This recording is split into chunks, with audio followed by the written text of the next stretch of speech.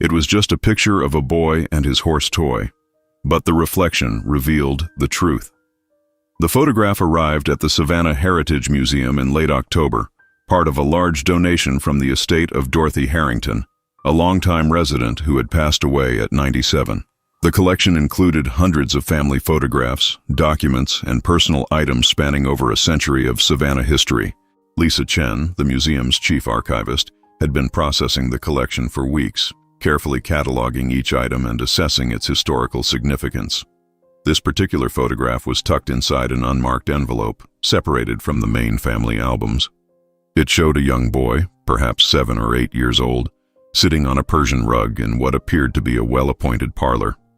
The boy was white, dressed in the formal clothing typical of the 1890s, knee-length pants, a white shirt with a large collar, and polished shoes.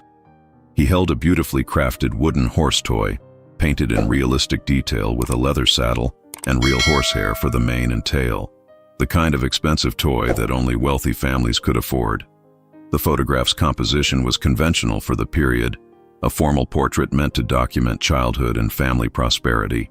The room's details spoke of wealth: ornate wallpaper, heavy curtains framing a large window, elaborate furniture visible at the edges of the frame. On the back of the photograph, someone had written in faded pencil, "Henry, age 8, Christmas 1895. Lisa almost moved on to the next item in the collection, but something made her pause. Perhaps it was her training, the instinct developed through years of examining historical photographs, or simply the way the light fell across the image. She placed the photograph under her magnifying lamp and began a more thorough examination. The window behind the boy caught her attention. The curtains were partially drawn, allowing natural light to illuminate the scene.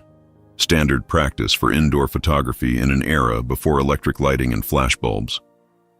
But as Lisa adjusted the angle of her lamp, she noticed something in the window glass. There appeared to be a reflection, barely visible, easily dismissed as an artifact of the photographic process or a shadow. She reached for her digital scanner, deciding to create a high-resolution image that would allow for closer examination. As the scan processed and appeared on her computer screen, Lisa zoomed in on the window area, adjusting contrast and brightness levels. What emerged made her catch her breath. There was definitely something, or someone, reflected in that window glass. A figure, small and indistinct in the original photograph, but becoming clearer with digital enhancement. Lisa spent the next hour working with the image, using every technique she had learned in her decade of archival work. Finally, she sat back and stared at her screen. The reflection showed another child, standing outside the window, looking in.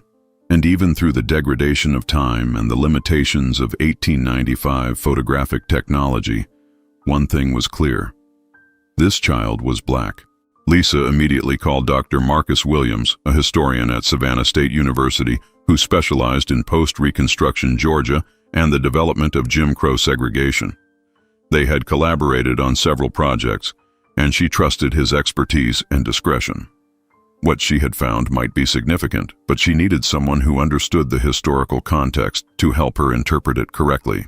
When Marcus arrived at the museum the following morning, Lisa showed him both the original photograph and the enhanced digital images. He studied them in silence for several minutes, his expression growing more intense as he absorbed the implications. "Do you understand what you've found?" he finally asked, his voice quiet but charged with emotion. "This isn't just a reflection accidentally captured. Look at the positioning, the angle.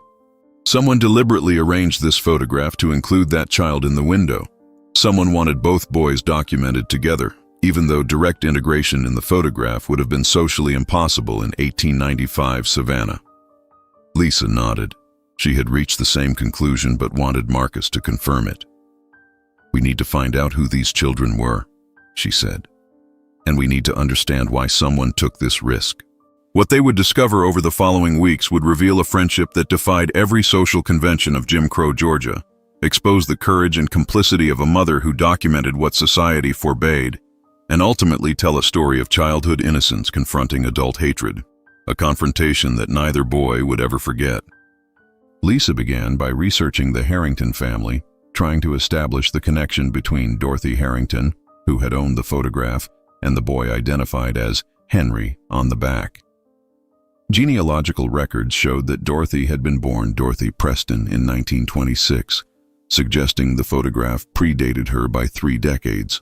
Further research revealed that her maiden name, Preston, was her mother's family name, but her father had been a Caldwell. Following the Caldwell family line backward through census records, marriage certificates, and city directories, Lisa found what she was looking for. Henry Caldwell, born in Savannah in 1887, which would make him 8 years old in 1895, matching the notation on the photograph. Henry's father was William Caldwell, a successful cotton merchant who owned a large home on Bull Street, one of Savannah's most prestigious addresses. The 1900 census provided additional details. The Caldwell household included William, age 48, his wife Catherine, age 43, their children Henry, age 13, and Margaret, age 10, and 5 servants, 2 cooks, 2 housemaids, and a groundskeeper. The servants were all listed as black, with only first names recorded, a typical practice that reflected their subordinate status in Southern society. Marcus found property records showing that the Caldwell home had been built in 1889 and featured extensive grounds with gardens, a carriage house, and separate quarters for servants. The architectural description mentioned large windows in the main parlor, overlooking the garden, likely the window visible in the photograph. The child in the reflection was almost certainly the son or daughter of one of the servants, Marcus explained as they reviewed the records. Domestic workers often brought their children to work, especially if they lived on the property. The children would play in the yards and gardens while their parents worked inside. White children and black children in these households often played together when they were very young, before societal expectations and deliberate parental intervention separated them. Lisa found a crucial piece of information in Savannah city directories from the 1890s. William Caldwell's cotton business employed numerous workers, and business records preserved at the Georgia Historical Society listed some of them by full name, including supervisory positions. One entry from 1894 listed Samuel Brooks, warehouse supervisor, with a notation that he lived on employer's property.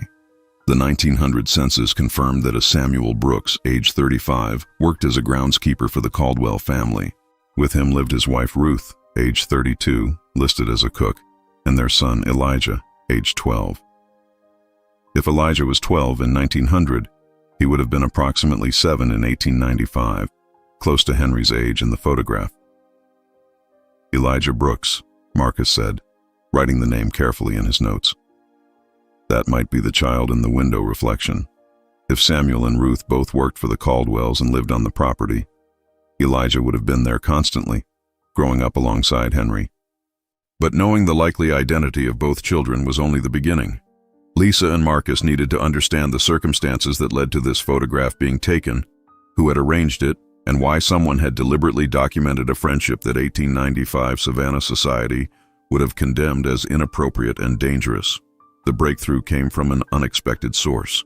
While searching through the remaining items in Dorothy Harrington's donation, Lisa found a small wooden box containing letters, tied with a faded ribbon.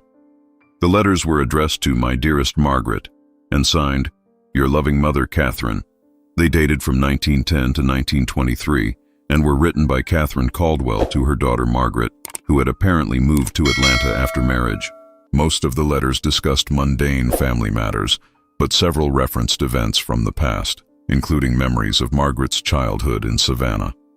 One letter, dated November 1920, contained a passage that made Lisa immediately call Marcus. "Margaret, dear, I have been thinking much lately about your brother Henry and the sorrows of his youth. Perhaps it is my age, or perhaps the recent death of Ruth Brooks brought back memories I have long tried to suppress. Do you remember the photograph I commissioned of Henry with his beloved horse toy, the Christmas of 1895? You were too young to understand then what that photograph represented, what I tried to preserve despite knowing it would cause such anguish. I have kept it all these years, hidden away, unable to display it, but equally unable to destroy it. It is evidence of my cowardice and my small rebellion, both captured in a single image." The letter continued with other topics, but Marcus and Lisa both understood the significance. Catherine Caldwell had commissioned the photograph. She had tried to preserve something that would cause anguish, and she described it as both cowardice and rebellion. Lisa found another relevant letter from 1918. The war news troubles me deeply, but not as much as the continued degradation of our Negro citizens. I see the violence, the injustice, the deliberate cruelty enacted in the name of social order, and I am ashamed. I think often of Ruth and Samuel, of little Elijah and what we did to them. Henry never forgave us, never forgave me specifically, though I tried to explain that I had no choice. But perhaps he was right. Perhaps there is always a choice, even when the cost seems unbearable. I chose my family's reputation over justice, chose social acceptance over defending two innocent children who wanted only to be friends. I have lived with that choice for 23 years, and it has never ceased to haunt me. The letters painted a picture of a woman carrying profound guilt, referencing events in 1895 that had involved her son Henry, a boy named Elijah, and a decision she had made that prioritized family reputation over two innocent children. The photograph, commissioned by Catherine herself, was somehow connected to these events. Marcus began searching for more information about Ruth Brooks, whose death Catherine had mentioned in the 1920 letter. He found an obituary in the Savannah Tribune, a black newspaper, from August 1920. Ruth Brooks, beloved member of our community, passed into rest on August 12th at the age of 52. Sister Brooks had worked for many years as a cook for several prominent Savannah families and was known for her kindness and her strong faith. She is survived by her husband Samuel and her son Elijah, now a teacher in Philadelphia. Services will be held at First African Baptist Church. Elijah had become a teacher and had moved to Philadelphia. Marcus made a note to search for more information about him, but first they needed to understand what had happened in 1895, what Catherine had tried to preserve in that photograph, and what decision had haunted her for the rest of her life. Lisa spent several days working with the photograph, using increasingly sophisticated digital enhancement techniques to reveal every possible detail. She focused particularly on the window reflection, trying to bring greater clarity to the figure of the child standing outside. As the image gradually improved, new details emerged that deepened the mystery and the pathos of the scene. The child in the reflection, almost certainly Elijah Brooks, was not simply standing near the window by coincidence. His positioning was deliberate, his face turned toward the glass, clearly looking in at Henry.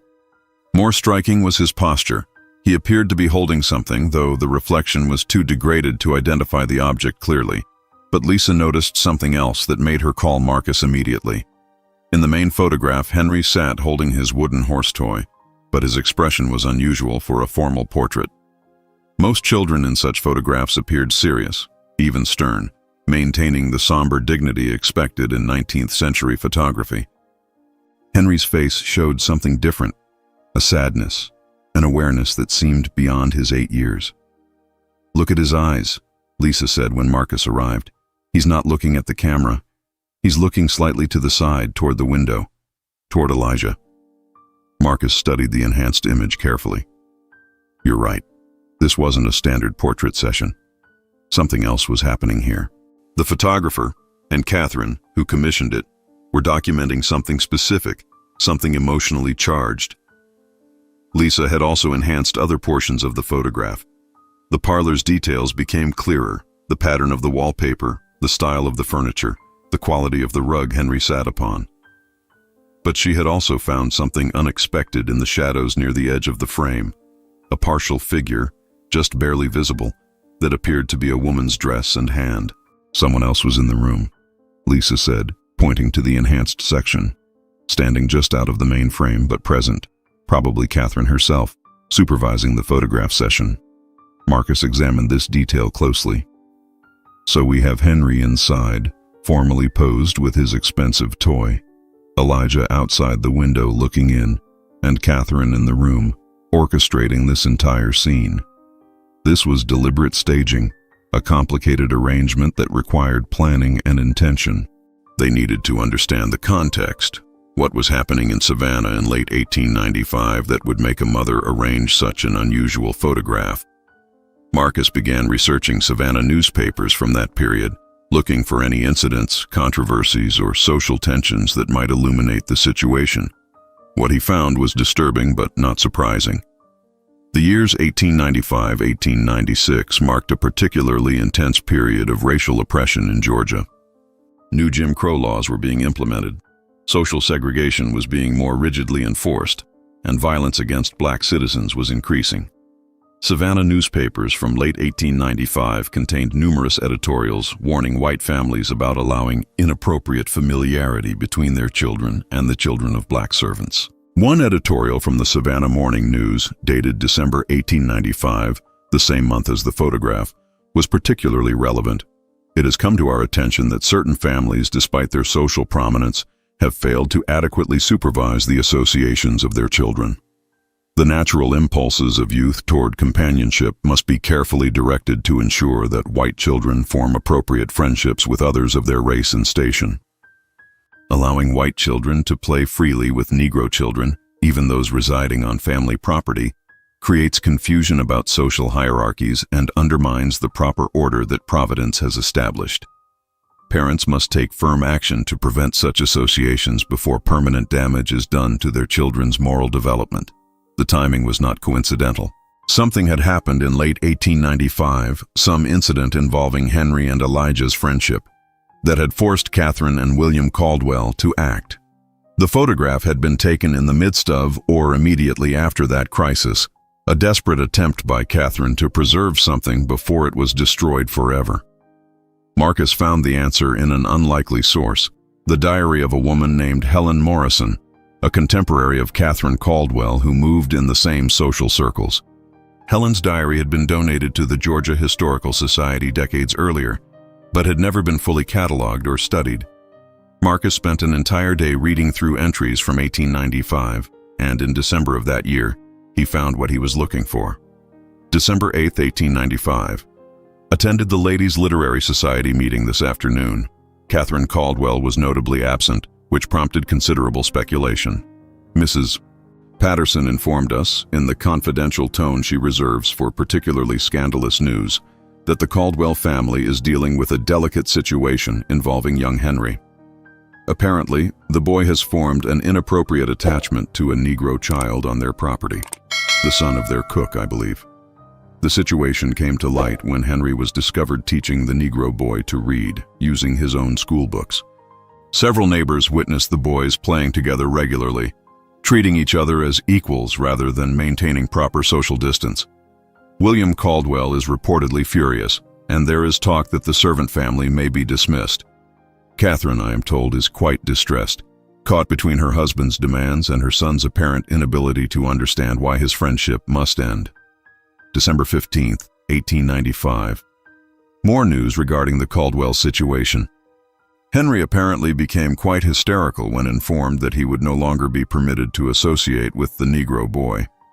The child refuses to understand the necessity of social boundaries. Catherine confided to Mrs. Henderson that Henry insists the boy, Elijah, I believe his name is his best friend, and that prohibiting their friendship is cruel and unjust. Such sentiments reveal the danger of allowing these inappropriate associations to develop unchecked. Children lack the wisdom to understand social necessities and must be firmly guided by their elders. William has forbidden any further contact and has threatened to dismiss Samuel and Ruth Brooks if the situation continues.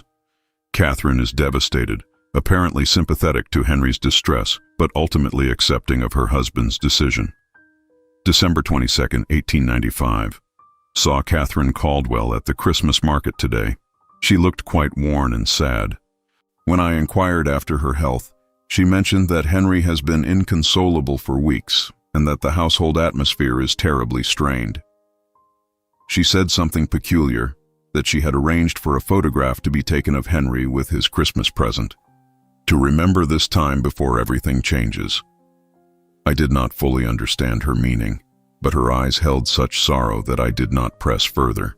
The Negro boy and his family remain employed at the Caldwell house, but strict rules have been implemented to prevent any interaction between the children. What a difficult situation, though of course necessary. One hopes young Henry will soon understand and adjust to proper social expectations. Marcus brought copies of these diary entries to show Lisa. Together, they now understood the context of the photograph. It had been taken during the crisis, after Henry's friendship with Elijah had been discovered and forbidden, but before the final separation.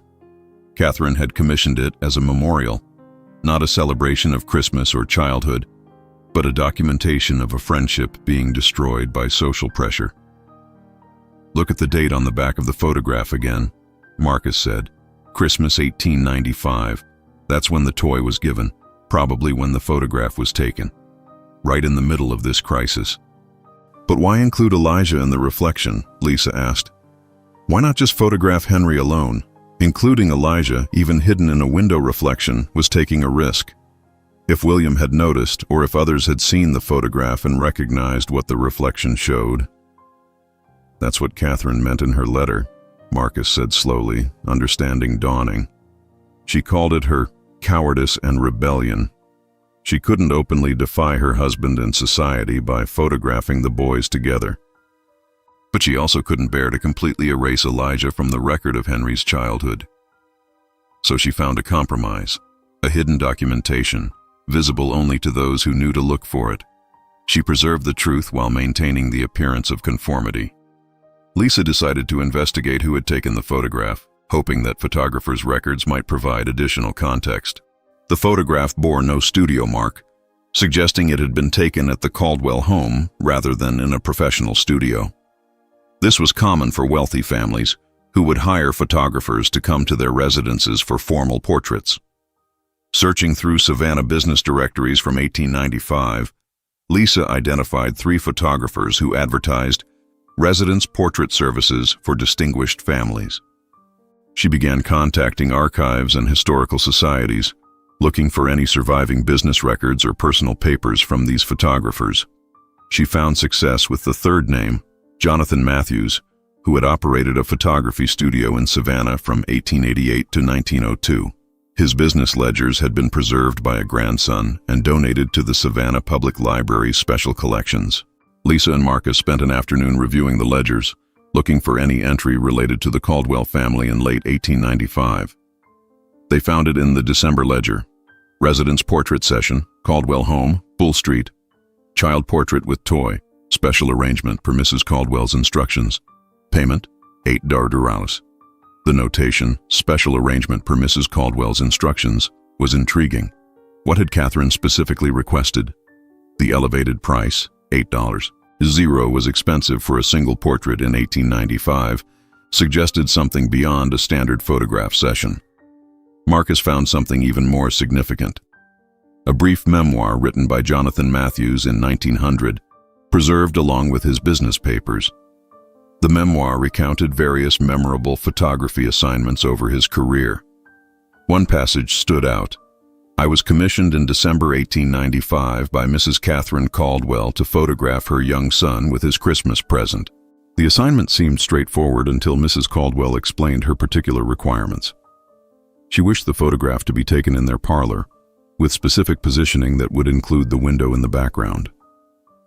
She further specified that another child, a Negro boy, son of their servants, should be positioned outside that window during the exposure, though not in the primary composition. When I expressed confusion about this unusual arrangement, Mrs. Caldwell explained with tears in her eyes that circumstances were forcing a separation between the boys, who had been close friends. She wished to preserve some record of their friendship, even if only in a subtle reflection that most viewers would never notice. I was moved by her distress and agreed to her unusual request. The resulting photograph shows young Henry with his toy horse, and if one examines the window glass carefully, the faint reflection of his friend can be seen. Mrs. Caldwell wept when she saw the finished photograph, though whether from sadness or relief I could not determine. She paid me generously and asked me never to speak of the arrangement, a promise I have kept until now, years later, when I presume the matter has lost its social sensitivity. Lisa read the passage twice, moved by the confirmation of what they had theorized. Catherine had deliberately, consciously arranged for Elijah to be included in the photograph, had paid extra for this special arrangement, and had sworn the photographer to secrecy. It was an act of quiet resistance, a mother's attempt to honor her son's feelings even while being forced to comply with her husband's and society's demands. She was trying to preserve something she knew was about to be destroyed, Lisa said quietly. She couldn't stop the separation. Either she was unwilling to defy her husband that completely, or she genuinely believed she had no choice. But she could create this hidden record, this proof that the friendship had existed and had mattered. Marcus was already searching for more information about what happened next, how the story of Henry and Elijah had continued after that Christmas of 1895. Helen Morrison's diary provided additional entries documenting the aftermath of the photograph and the final separation of the two boys. In early January 1896, she wrote, "The Caldwell situation has reached its conclusion, though not without considerable drama. Henry apparently discovered that he was no longer to have any contact whatsoever with the Negro boy Elijah, not even to see him in the yard or speak to him in passing. The child's reaction was quite extreme. Catherine told Mrs. Henderson that Henry refused to eat for 2 days and wept inconsolably, insisting that the separation was unjust and cruel. William remained firm, as he must, and eventually Henry's resistance subsided into a sullen silence that Catherine finds perhaps more troubling than his initial outbursts. The boy has changed, she says, become withdrawn and resentful toward his parents. One hopes time will heal these childish wounds." February 1896. Catherine mentions that Samuel and Ruth Brooks remain employed at the Caldwell home, but their son Elijah is now forbidden from accompanying them to work. The boy stays with relatives during the day, and the Caldwells have strictly forbidden any communication between him and Henry. Catherine says Henry has obeyed these rules outwardly, but maintains a cold distance from his parents that troubles her deeply. She regrets the necessity of the separation, but insists there was no alternative. Society's expectations left them no choice. Marcus found additional context in records from a private school Henry attended. Academic records showed that Henry had been an excellent student through 1895, but in early 1896 his grades declined precipitously, and teacher comments noted that he had become sullen and uncooperative and demonstrated troubling defiance toward authority. One teacher's note from March 1896 stated, "Henry Caldwell continues to challenge social instruction regarding proper racial attitudes, expressing sentiments more appropriate to Northern abolitionists than to a son of Savannah's finest families." The school records ended with a notation that Henry had been withdrawn in June 1896 and enrolled in a boarding school in Charleston, South Carolina. Catherine's letter to Margaret from 1918 explained this decision. "Your father insisted that sending Henry away to school was necessary, that he needed to be removed from the environment and influences that had encouraged his inappropriate sympathies. I agreed, though I knew we were punishing Henry for having the courage to love across boundaries that we adults had too readily accepted." Lisa found information about what happened to Elijah during this same period. The 1900 census showed that Samuel and Ruth Brooks no longer worked for the Caldwell family and had moved to a different part of Savannah. By 1900, Elijah, then age 12, was listed as attending school, remarkable for a black child in the Jim Crow South, suggesting his parents had managed to secure him access to education despite significant obstacles. Marcus discovered something that suggested Catherine might have played a role in this. Among William Caldwell's business papers, preserved at the Georgia Historical Society, was a letter from 1897 addressed to a school for black children in Savannah, accompanied by a bank draft for $50, a substantial sum, to sponsor a student's tuition. The letter was unsigned, but the handwriting analysis Lisa conducted suggested it had been written by Catherine Caldwell. "She couldn't preserve the friendship," Lisa said, studying the letter. "She couldn't or wouldn't defy her husband and society enough to keep the boys together. But she tried to do something. She helped ensure Elijah received education, the same education Henry had been sharing with him before they were separated. It was a small act, perhaps, but also significant. Catherine had lived with the guilt of her choice for decades, as her letters to Margaret revealed.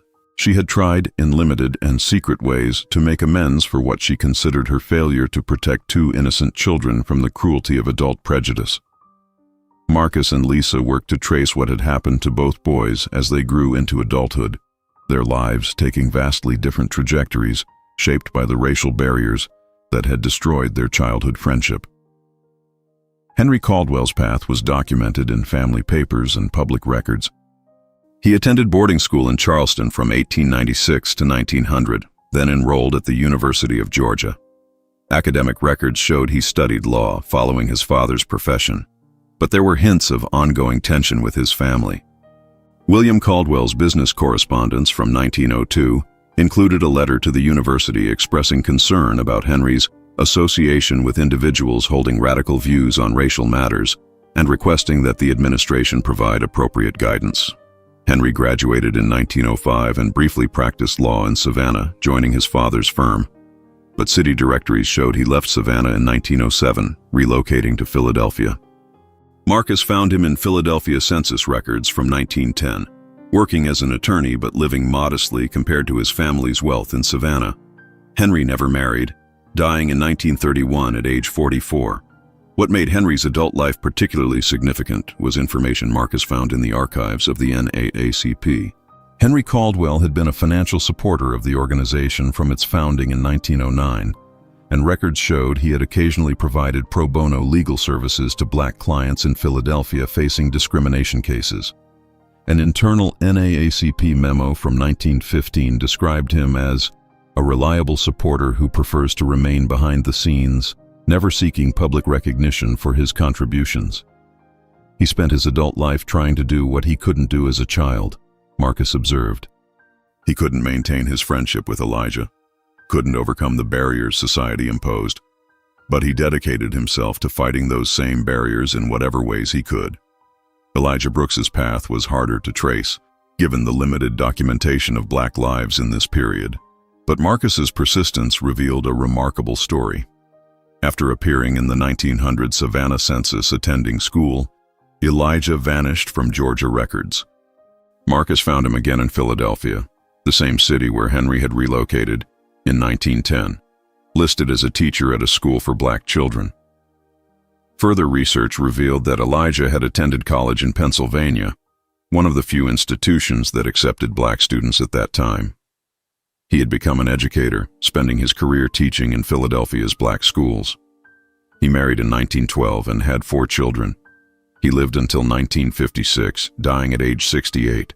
The most striking discovery came from oral history interviews conducted in the 1970s with former students and community members who had known Elijah. One interview, with a man who had been Elijah's student in the 1920s, included this recollection. Mr. Brooks was strict but caring, always pushing us to excel academically. He believed deeply that education was the path to freedom and dignity. He often told us stories about his own childhood, about overcoming obstacles to get an education. He mentioned once, just once that I remember, that he had learned his letters from a white boy in Savannah who believed black children deserved education as much as white children. He said that boy had been punished for his belief, sent away, and Mr. Brooks never saw him again. But he said he never forgot that lesson, that even in the darkest times, there were people who recognized our common humanity. That memory, he said, kept him going through difficult times. Lisa felt tears in her eyes as she read this testimony. Elijah had remembered Henry, had carried that memory of childhood friendship across decades, had used it to sustain himself and to teach his students about the possibility of human connection across racial divides. The question that haunted both Lisa and Marcus was whether Henry and Elijah, both living in Philadelphia as adults, had ever encountered each other again. The city was large, and their lives occupied different social spheres due to Philadelphia's own racial segregation. But both researchers felt compelled to search for any evidence of a reunion. Marcus found a tantalizing clue in the archives of the Philadelphia Tribune, a black newspaper. An article from 1918 described a legal case where a black teacher had been denied housing due to racial discrimination. The teacher, identified as Elijah Brooks, had been represented by an attorney who took the case pro bono. The attorney's name was not mentioned in the article, but court records that Marcus located showed the attorney had been Henry Caldwell. They did meet again, Lisa said, staring at the court documents. Henry represented Elijah in a discrimination case. They must have recognized each other, must have remembered their childhood friendship. But whether their professional interaction had led to a renewed personal friendship remained unclear. Marcus searched for any other connections between the two men, shared organizational memberships, additional legal cases, any documentation of contact beyond that 1918 case. He found nothing definitive. However, he discovered something that suggested a possible answer. When Henry Caldwell died in 1931, his will, filed in Philadelphia probate court, included an unusual bequest. A trust fund of $5,000, a substantial sum during the Depression, designated for the support of educational programs serving Negro children in Philadelphia, to be administered by Mr. Elijah Brooks or his designee. The will made no explanation for this bequest, offered no context for why Henry Caldwell would name Elijah Brooks specifically. But to Lisa and Marcus, the meaning seemed clear. Henry had ensured that his wealth would support the work Elijah had dedicated his life to, educating black children. It was an acknowledgement, a gesture of respect and perhaps reconciliation. Lisa found one more piece of the puzzle in a collection of personal papers donated by Elijah Brooks's descendants to a Philadelphia historical society. Among Elijah's belongings was a photograph, the same photograph of Henry with his toy horse that Catherine had commissioned in 1895. On the back, in handwriting that dated to much later, someone had written, "Henry and me, Christmas 1895, before the world came between us. He never stopped trying to make amends." Elijah had a copy of the photograph, Lisa said, showing Marcus. How did he get it? Did Catherine give it to him before the family separated? Or did Henry give it to him decades later, when they met again in Philadelphia? They would never know for certain, but the evidence suggested that the two men, reunited in adulthood, had found some way to acknowledge what they had once been to each other and what society had stolen from them. Whether they had become close friends again, or had simply recognized each other with respect and perhaps sadness for what might have been, the photograph's presence among Elijah's treasured possessions suggested the childhood friendship had never been entirely forgotten. Lisa and Marcus organized an exhibition at the Savannah Heritage Museum titled Reflections of Friendship, Henry, Elijah, and the Photograph That Revealed the Truth. They displayed the original 1895 photograph alongside the heavily enhanced version that clearly showed Elijah's reflection in the window. They included excerpts from Catherine's letters, Helen Morrison's diary entries, Jonathan Matthews's memoir, and documentation of both men's adult lives. The exhibition opened on a warm spring day, drawing a crowd larger than the museum had anticipated. Among the visitors were descendants of both families, several of Henry Caldwell's collateral relatives who still lived in Savannah, and 3 of Elijah Brooks's great-grandchildren who had traveled from Philadelphia specifically for the opening. One of Elijah's descendants, a woman named Joyce Freeman who taught history at a Philadelphia high school, stood before the enlarged photograph for a long time, studying her great-grandfather's faint reflection in the window glass. "We always knew he had grown up in Savannah," she said quietly to Lisa. "We knew he had come north for education and opportunity, but we never knew this story, that he had a white friend as a child, that they were separated because of racism, that they found each other again decades later. It explains so much about him, about why he was so committed to education, why he believed so strongly that children shouldn't be taught to hate." A descendant of Henry Caldwell, an elderly man named Robert Caldwell, approached Joyce hesitantly. "I didn't know about any of this," he said, his voice trembling slightly. "My family never spoke about Henry much. We were told he had gone north and lived quietly, that he'd been something of a disappointment to his father. Now I understand why. He chose conscience over family approval, chose justice over social acceptance." The two descendants stood together before the photograph, separated by a century from the children whose story it told, but united in their desire to honor that story and the difficult choices both boys had faced. The exhibition included the final panel explaining how the photograph had been discovered and what the reflection revealed. Lisa had written the text carefully, wanting to be honest about both the courage and the limitations of Catherine Caldwell's actions. Catherine Caldwell commissioned this photograph in December 1895, during a crisis that would separate her son Henry from his best friend Elijah Brooks. Forced by her husband and by the rigid racial expectations of Jim Crow Georgia to end the boys' friendship, Catherine arranged for one final photograph that would preserve, however secretly, evidence that the friendship had existed. Her deliberate inclusion of Elijah's reflection in the window was an act of rebellion.